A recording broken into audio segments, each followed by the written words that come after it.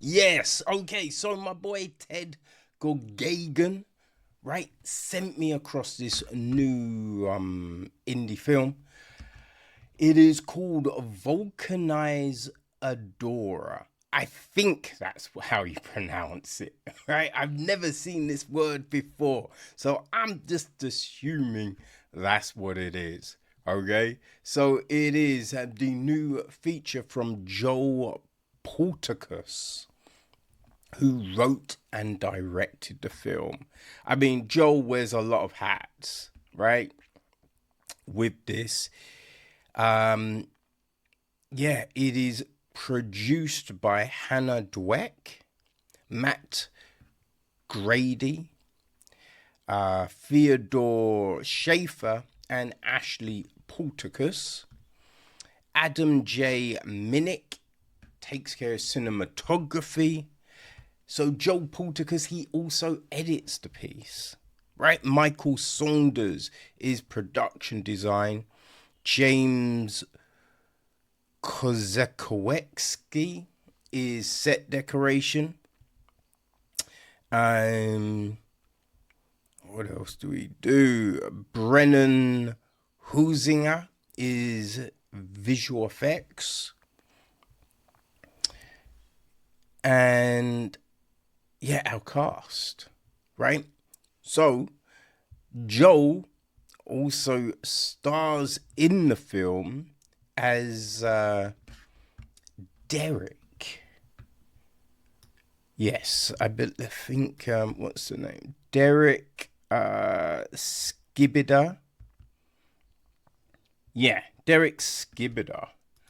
Um, Joshua Burge is his buddy, Martin Jakolansky, or Marty. We have got who else? Okay, so Marty's attorney is played by Cheryl DePriest. We've got the judge played by Dennis Gantz. Marty's dad, Gar, is played by Bill Vincent. You've got the police clerk, played by Jazz Edwards. The police officer is played by Scott Aotel. I think Lynn is Derek's ex. She's played by Melissa Blanchard, right? What else do we have?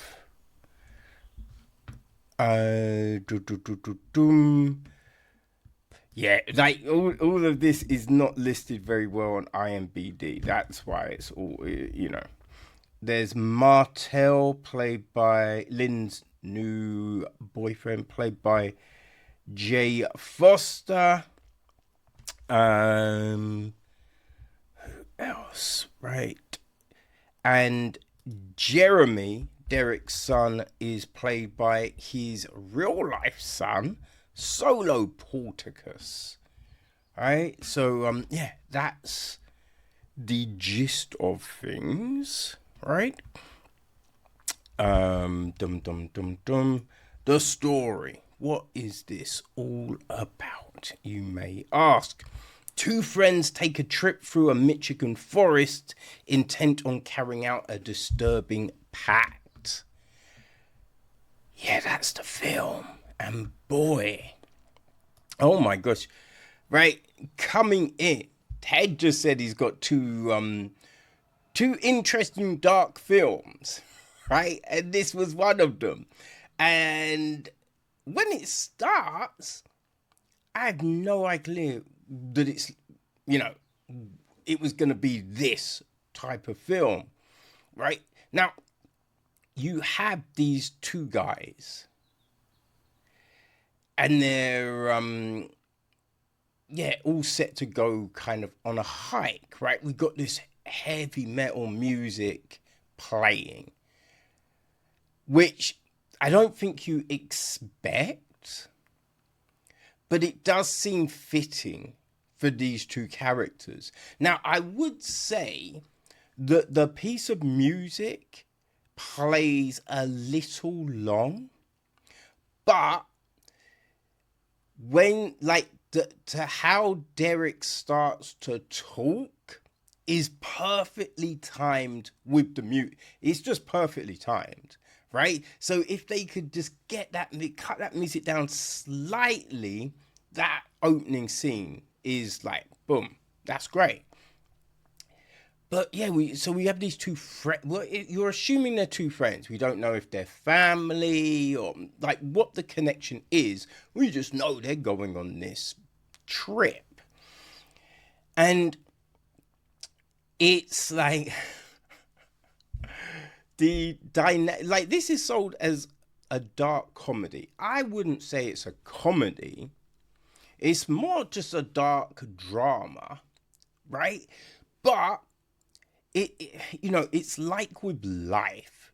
There's sometimes like moments that are amusing, funny, right? That's what it is, right? Because you have them on a hike and we just see these two personalities that don't seem to mesh, right? Marty is kind of introverted, right? And Derek feels like the person who feels mad uncomfortable if there's any sort of silence. So will talk incessantly to fill that, right? Or possibly as well, if he's a little nervous, you know what I mean? He just talks. And when you understand what the fuck is going on, you can understand the nerves, right? But although some of the conversations are just like, wait, what the fuck are you saying? You know what I mean? Like, this makes no sense. You understand it. You know what I mean? So it's interesting, and it feels, just right? It feels like Joel has really been able to nail these situations. It's you get some weird, like just some weird comments that are made between them, it doesn't make any sense. But as the conversations are going, you are getting hints, right? There's a slow understanding of what could possibly be going down. And it's just like, oh, ooh, that is, ooh, this is, fuck, right? And you're not quite sure, but it does seem like it's going that way. And I say you're not sure. Now, you know something fucked up is going to go down. But there are, a couple of things, like I felt there was a couple of directions it could go. And you're just not quite sure which is the one. Right, which is the one. So yeah, it's like the whole Faces of Death thing is interesting when you consider what actually is planned, and you're just like, wait, wouldn't that just be the thing though? Right? Like, because just the reaction after, it's just like, yo, and you're just like, hold on. So yeah, all of these things, you know what I mean? It's just playing out very interestingly. But I think you get to a point of how much longer can we have them in this scenario? But understanding, okay, so the film isn't done. We're halfway through. Well, maybe a little over halfway through. So then what do we do? So it's interesting. Firstly, it's interesting to build up to the first climax. Because it really kind of, I think you dial into thought process, right? And how many times have you seen when someone has the opportunity for something and it's fast approaching, how their desire, you know what I mean, can shift, right? There's people that really want to do something. Then there's the people that like the idea of doing something, or the idea of saying they're doing something, but they're not maybe as down to actually do the thing. You know what I mean? So we see all of those emotions. We see, and I think you have a sense of who is more committed. So all of this is really well handled, played out, and or like we don't see everything, but the visual effects did their job. But then what is interesting is the return home, let's say, and it's dealing with the emotional repercussions. You know what I mean? Like what happens now, right? How do you handle that whole thing? And it's curious because we then see that what really are the ties that bind. You know what I mean? And how, even if they're not as strong as, you know, you may expect or suspect, there is still an indelible impact made, right? And so we see the breakdown of things, right? There's this bit where we're in a bathtub and the water's going down the drain. And that does feel very, what's the word? Applicable for the situation, right? Of, you know what I mean, just life and, you know, opportunity going down the drain, right? Being what else is left now. So I thought that kind of scene was just very telling. Then it's just the whole trying to follow through on something else.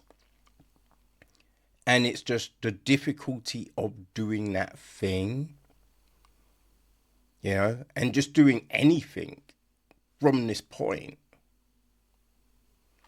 You know, I think our characters do a very good job of all of this.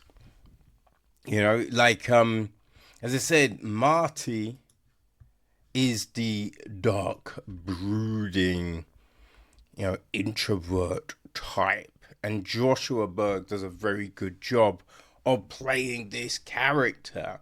Like, oh, yeah, really good job of this character.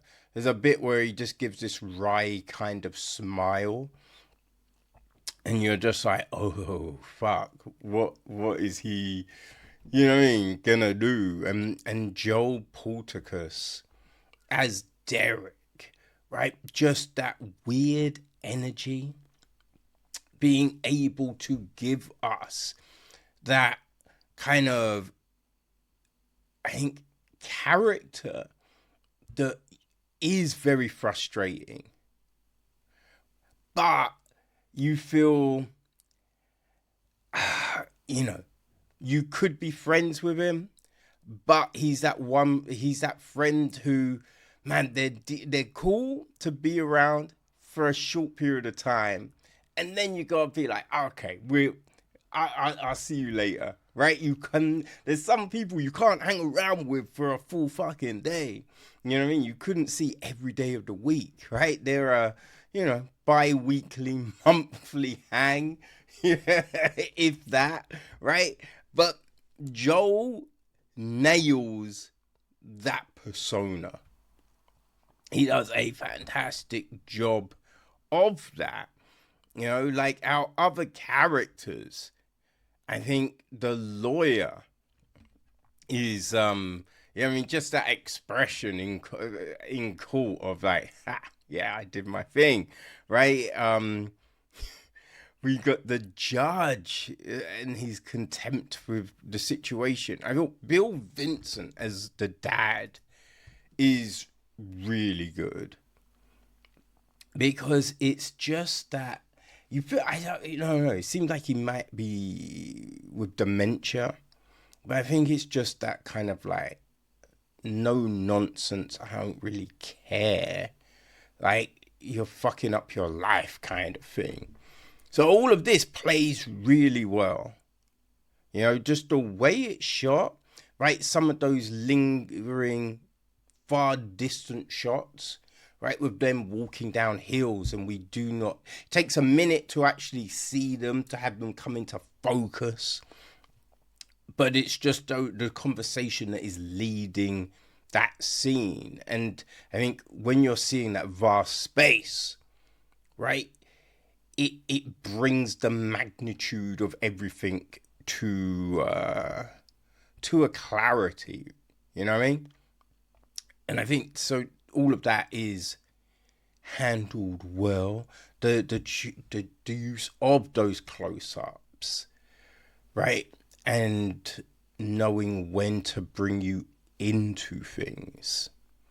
Yeah, this is a really quirky, dark, twisted tale brought to life in a great way.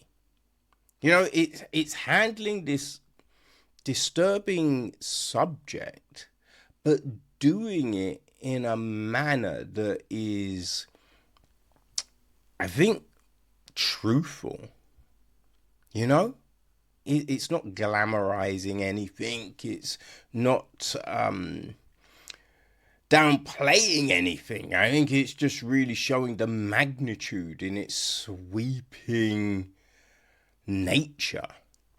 So yeah, if you like a dark, kind of quirky story.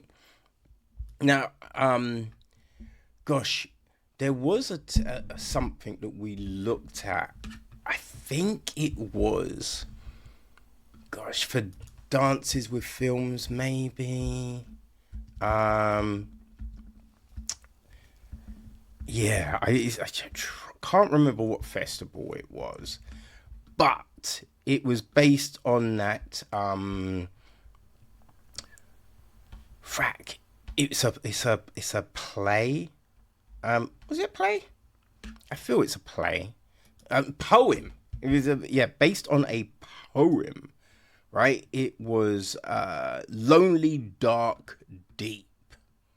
You know, I think if you enjoyed that, then this new one will work for you. So, people, Vulcanizadora is, it's out this Friday, right? It's out this Friday. I think it's just stateside, you know, but it is definitely worth checking out. Links are on the website. Yeah, it's interesting, but really well done. Vulcanizadora.